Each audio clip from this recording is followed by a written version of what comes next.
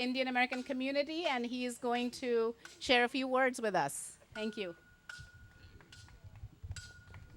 Thank you, Alkaji. Dear friends, I am thrilled to see us all Indian Americans gathered here today on this historic occasion. We are a 3 million strong community here in the United States of America. We are a community of highly skilled professionals and entrepreneurs. We are a community with average annual income of $80,000 per annum. That makes us one of the largest tax-paying community in the United States of America. Don't you think it is high time? It is high time that we had a say in the way this money is spent. It is high time. It is high time we stop the use of our hard-earned money to arm the terrorists who attack our brothers and sisters in Kashmir and rest of India. It is high time. It is high time we rise up to the occasion and reject the anti-democratic visa policy of the United States government and the Washington, D.C. It's high time we had our representative in the United States Congress. And you know, destiny has chosen a very auspicious year for making this historic change. This is the 150th birth anniversary year of Swami Vivekananda. He brought the light of spirituality and universal brotherhood that Hindus practice to the United States of America. It was on 9/11/1893, yes, 9/11/1893, that Swamiji spoke at the World Parliament of Religions and won the hearts of millions of Americans. Exactly 120 years later, in the same place in Chicago, we have this opportunity to bring the Indian values to the polity of this great nation of the United States of America. I urge you to join hands and elect Manju Goyal as the first Indian American representative in the US Congress from the 8th Congressional District. Thank you. Time has come. Time has come for the United States of America to have the first Indian American woman in the Congress. Time has come for us to make this 21st century the century of everlasting Indo-US collaboration. Time has come for Indian civilization to offer its great values to this great modern-day democracy of United States of America. God bless the Indian American community. God bless the United States of America. Thank you.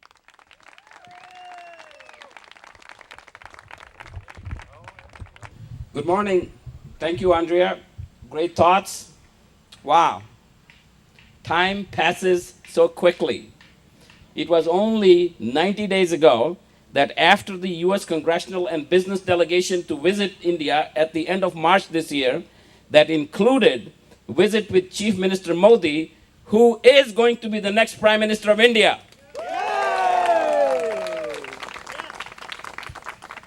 I was first introduced to NRCC, that is National Republican Congressional Committee. I was invited to attend a leadership meeting with Speaker Boehner, Majority Leader Eric Cantor, NRCC Chairman Greg Walden, and other party chairmen. And I guess I opened my big mouth and said that in 2014 we want to and can take back as many as 10 congressional districts from the Democrats, where we have a substantial number of Indian Americans, just like Illinois District 8.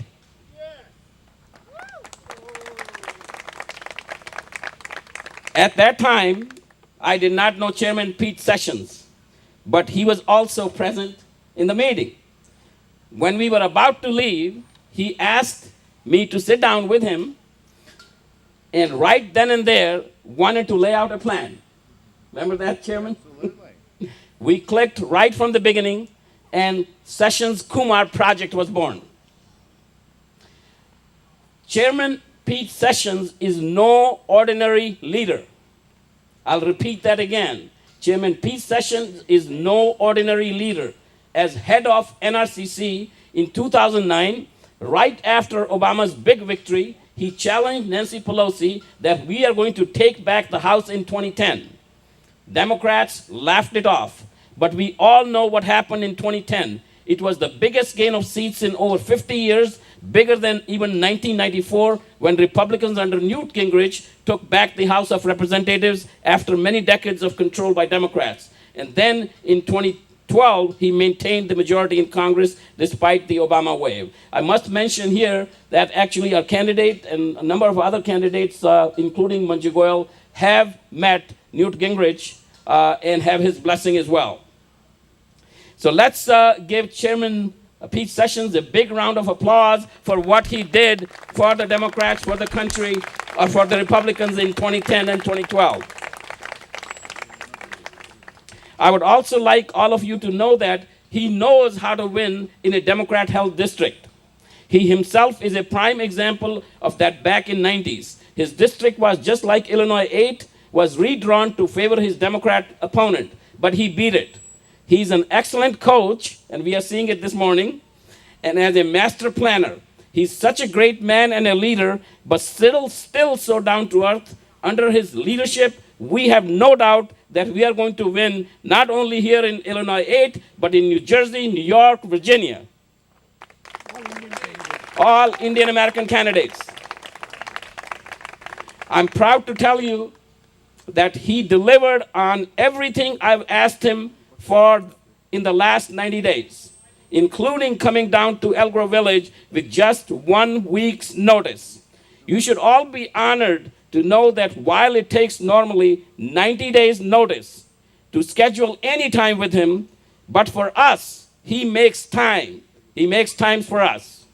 And my friends, those of you who know me, know my pace, stamina, and long hours, I found one match, Chairman Pete Sessions. Just like last night, he went to bed at 1:10 a.m. He went to bed at 1:10 a.m. and he was in the plane at 6:14 a.m. Just for us. We should be so proud and honored. It's an honor and privilege to introduce to you the one and only Chairman Pete Sessions, a true friend and darling of Indian Americans all across the United States. Chairman Pete Sessions. Sally, thank you very much. Good morning, namaste. I am so happy to be here, and I will tell you, it's obvious to me that you don't have football on your minds, or you wouldn't have someone from Dallas here and to be so kind to them. But we'll wait that for later when the great Chicago Bears play the once great Dallas Cowboys in football for the NFC Championship. How about that? This morning, I respectfully approach each and every one of you. The grounds today that we are at, the meaning and the purpose is about our Republican Party, but also about our values. And I saw a young man walking around earlier with a red shirt that has the imprint of Ronald Reagan on the shirt. And Manju looked at me and said, he was the president when I wanted to come to America. Ronald Reagan has the ideas and the meaning and the purpose that gave so many of us ideas, not just to make our lives better, but really a focus about how we wanted to live our lives. Ladies and gentlemen, the Republican Party in the land of Lincoln and in the land of Reagan still has ideas that will work to make our country stronger, that will make our families better, and can sustain our children and grandchildren for generations. The ideas of Ronald Reagan and the Republican Party is the reason why so many Indian Americans came to America. To better your life, to make contributions on behalf of civilization, to live your life with freedom, but with opportunity not to be taken away from you, but for you to cherish the chances to make sure that you could be free and without a big government. Along the way, we have seen those who came and sold the attributes of big government.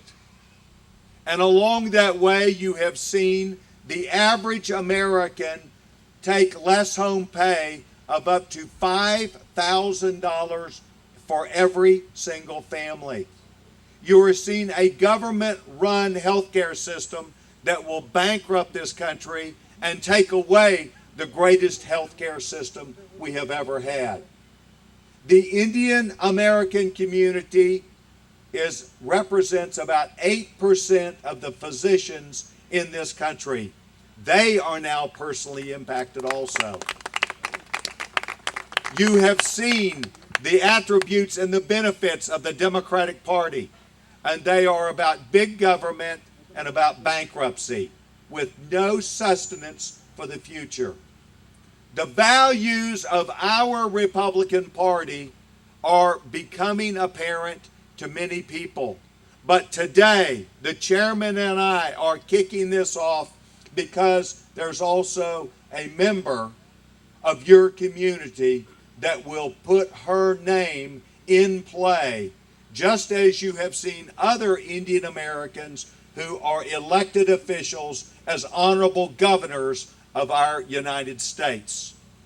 The model of success is not just that we go and tell our story, but that we gather together and work together as coalitions and groups of people who have a common interest. And that common interest, as the Republican Party best identifies, is working together for freedom for everybody. That no one group, no one person would be above the law, but that we all live within the law. And by the way, there's the young man with the Ronald Reagan shirt right there. That is what you so strongly identified with, and that is the key to the Republican Party, freedom and opportunity. So, what am I here for? I'm here to say that I have traveled the country for the last 4 years. I retired in January. I brought our party because we worked together. The will to win, the will to throw off big government and people who would stand up and say one thing and do another, and to bring Republicans with common sense, not just a chance to say that our debt is a problem, but to understand that big government is a problem also. To say when free people cannot make their own decisions in their own homes and their own communities, that is a problem. To shed the view and the idea that Barack Obama and every Democrat has, every Democrat, that they will control your life and just let somebody else pay for it as if you were not important. You are important. This is an open invitation to come and be a part of our Republican Party, to be a part of what our Republican Party stands for, to bring the same ideas and values that you have for the election of a young woman who already has those and wants to be a part of a larger team. So, on behalf of the Republican Party, the National Republican Party, and people like you and I all across this country who want to make a difference, we cannot wait.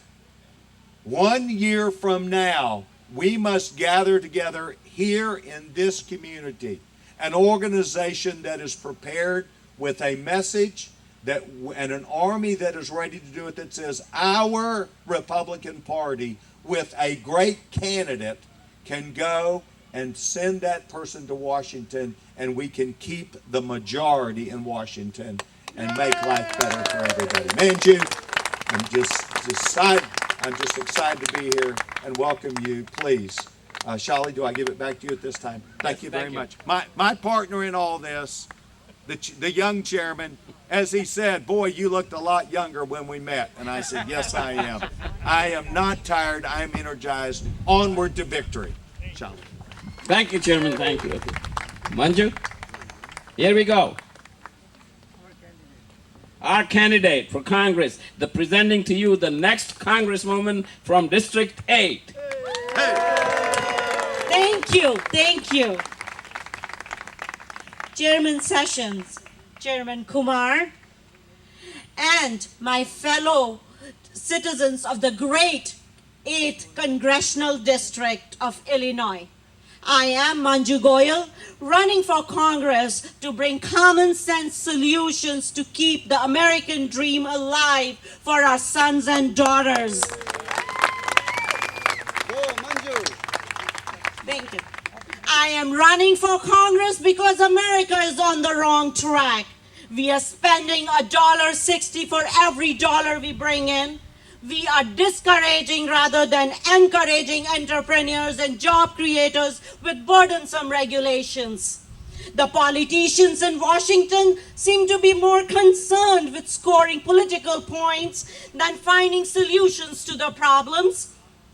And Barack Obama, along with Tammy Duckworth, seem to have both lost all sight of our Constitution and the limited role that federal government should be playing in each of our lives. I am deeply concerned about our children's future. More than half of recent college graduates are either unemployed or underemployed. Why? Because businesses, large and small alike, have no incentive to expand, invest, or bring jobs to our country because of high taxations, massive regulations, and biggest of all job killers, Obamacare. Thank you. Our young men and women deserve better.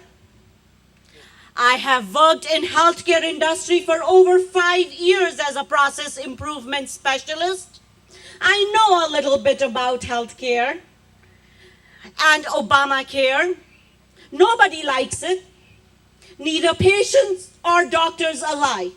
Almost 60% of our citizens oppose Obamacare now. Wait till it gets fully implemented. That number will skyrocket. Insurance costs are already up 20%, and if it is left and not changed dramatically, it is going to break every family's budget, every town's budget, every country's budget, every state's budget, and finally our country's budget. Obamacare has to go. Hey! And Tammy Duckworth must go. If you honor me to represent you in Congress, one of my top priorities will be to stop or defund one or the other, in one way or the other. I believe that Washington spends our hard-earned money like there is no tomorrow, raking up almost $1 trillion in deficit every year and $16.7 trillion in debt. If our country continues to borrow money from China at the current rate, we will soon be enslaved to Chinese. If China decides to raise our interest rates, we are doomed. Deficits have to go. Debt has to go. And Tammy Duckworth must go. Yay. I believe in fiscal responsibility. Since my childhood, I was taught first you deserve and then you desire. I was taught to earn, save, and then spend. I still do not buy anything unless I can afford it. I instill those principles in my children. If elected, another one of my priorities would be to do away with deficits and pass a constitutional amendment to balance our budget. I have seen my grandfather and then my father, both small business owners, go to work with great enthusiasm every day. My grandfather was 70 when he passed away, and he worked until his last breath. My dad, who is 70 now, goes to work every day. Working hard and working smart is good if you're allowed to keep the fruits of your hard labor. However, if you have almost taken 50% away in taxes and then another 50% in as a death tax, then you have taken all the incentives away from doing hard work. High taxes have to go. Death tax has to go. Tammy Duckworth has to go.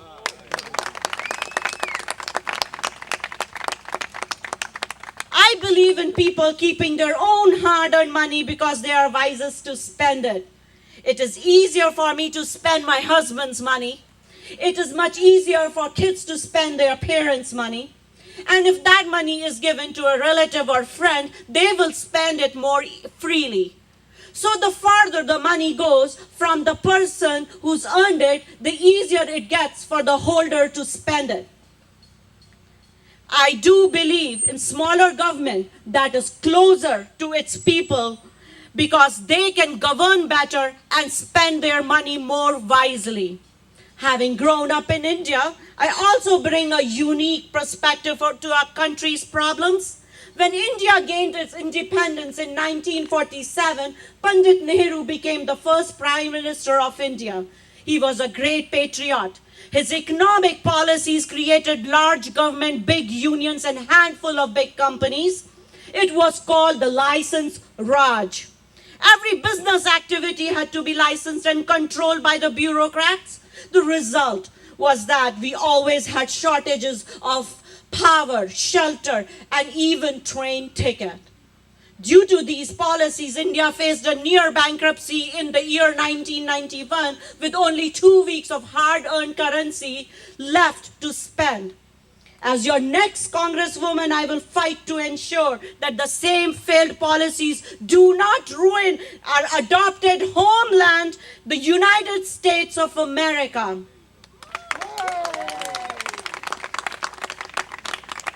Last but not the least, I believe in calling a terrorist a terrorist. It is a shame that we are paying the Fort Hood terrorists hundreds and thousands of dollars while the families of our soldiers who were gunned down by the coward terrorist Hassan were not even getting paid the combat benefits. It is a shame that President Obama wants to describe the investigation of Benghazi terrorist attack as a phony scandal. As your next Congresswoman, I will work tirelessly to make sure that we cut off all foreign aid to countries that support terrorism and wage a smart and vigilant war on terror to protect our homeland. Together, friends, let's retire Obamacare. Let's retire big government. Let's retire high taxes. Let's retire deficit. Let's retire debt. And let's retire foreign aid to terrorists. And let's retire Tammy Duckworth. Thank you. Thank you. And God bless America. Thank you. Awesome. That was a 10. Very good. In Texas, we'd call that a 10, baby. That was awesome. Now, there are those that are here that are just meeting her for the first time. She's a true blue Republican. We can win if we do this together. And for the Republicans who are here, we join a bigger crowd. We get more votes, and they can call us the majority party in the 8th Congressional District. God bless you. Thank you. Thank you all. Well, as if having one Indian American candidate to launch their candidacy was not enough, or having Chairman Pete Sessions, who I can truly tell is one of a kind, and we are truly honored and privileged to have him here today. We have another Indian American candidate who has flown all the way from New Jersey to be with us today and to support Manju and to thank Chairman Sessions and Chairman Kumar and the entire community for supporting them. So Hari Kishan Appanelli will be the candidate for Congress in New Jersey District 6. New Jersey District 6. So let's give a warm welcome, Land of Lincoln welcome to Hari Kishan Appanelli. Thank you. Thank you. This is a wonderful morning. And let's give a big round of applause for Manju Goel for a great speech and great victory speech. And we look forward for that. Thank you. And Pete Session, Chairman, and Chairman Kumar, it's a wonderful day for all of us it's a privilege and honor for us to be here with you all here. And welcome from the land of Lincoln, and I'm coming from the Garden State of New Jersey, and I'm running for Congress from New Jersey. And this is a great moment for the Indian Americans and Republican Party all together for a great victory of several Indian American congressional representatives.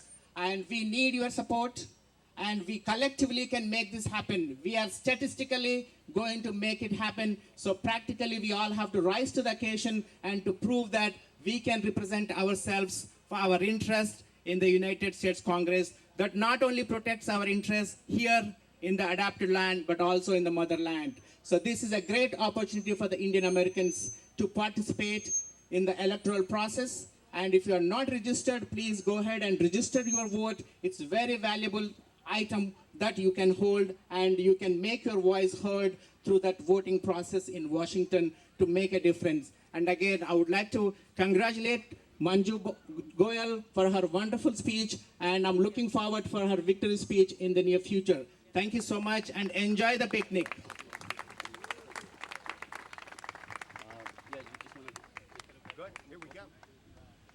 Good morning. I'm Gene Dawson, and I'm currently the 8th Congressional District Chairman, so welcome to the 8th District until April.